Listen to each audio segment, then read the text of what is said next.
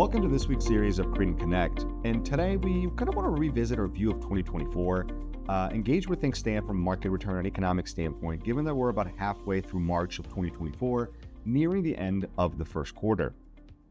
And as we were preparing for this Credent Connect series and going back to our own data from November and December of 2023, engaging our analysis to what we believed was likely to transpire here in the first half of 2024.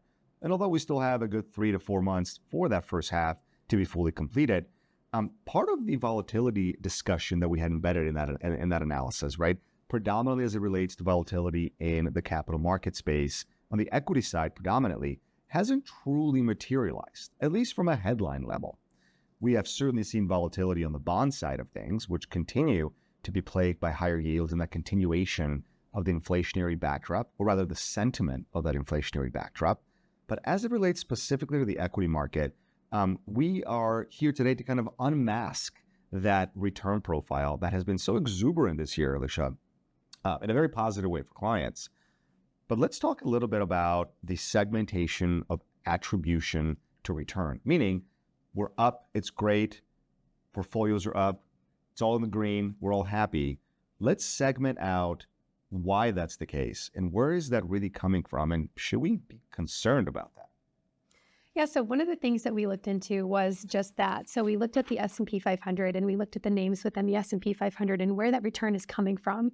And like last year, what we're typically seeing is that the majority of the returns are coming from those top 10 names within the S&P 500.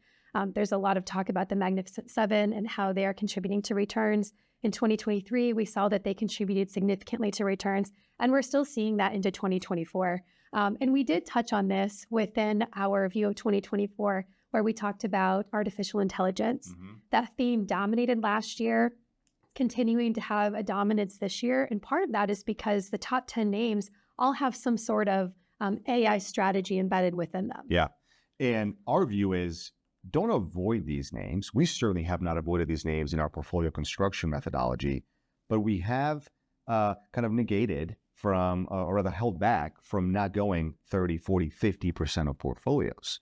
At the end of the day, chasing that sentiment backdrop at some point will be a massive detriment across the board, right? It has happened in every cycle in equity market history, and we don't want to be on the wrong end of such a massive concentration. So yeah, fantastic. Thank you for that. One of the other things that's also exacerbating these gains in the market, or at least was thought to be, was this notion of a continued disinflationary trend in the economy following kind of December 2023 and January 2024 trends of a lower inflationary figure. And just as a quick reminder, right, inflation data in terms of inflation change is a function of the price increase. It doesn't necessarily mean that the absolute value of a $1 piece of candy is going to go lower. It just means the increase of that is getting lower and lower, okay? What's interesting in there is that we have not seen the disinflationary trend truly continue to par as was expected this year. And one of the biggest contributors to that disinflationary or lack of disinflationary trend thereafter is shelter costs, right? Shelter costs for Americans has been a huge component to that continued inflation piece. As another means of contribution to inflation, we want to break that down for a little kind of insight in there. Alicia, maybe tell us a little bit of that shelter cost contribution. How impactful is that to the average American, and what should we know about that?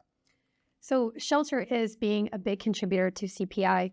But when we look at who owns homes, we can see that 2/3 of Americans own their own home, meaning 1/3 of Americans rent. And so within that component of inflation, it's really not impacting those that own their home. The owner's equivalent rent piece of inflation, they say, if you were to rent your home today, what do you think you could rent it for? Right. So they're not significantly impacted by that piece. Absolutely. So the segmentation of inflation as it impacts consumers, we can make a very strong objective argument that disinflationary trend is well intact for the vast majority of Americans. With that in mind, the Federal Reserve certainly has that data point at their disposal to potentially lower interest rates, yet the headline figures do incorporate information that does not impact the average consumer, okay? And again, I want to stress, this has nothing to do about absolute level of prices. It's a relative price increase discussion, which is what the Fed is paying attention to as a means of lowering interest rates or not. We will continue to cover inflation data in the markets very extensively here through the first half of the year. We do believe our view of 2024 remains well intact throughout the year, as we are only about 3 to 3.5 months into 2024 so far. We will remain risk-centric, avoid excessive concentration, and always think about risk management over the long term.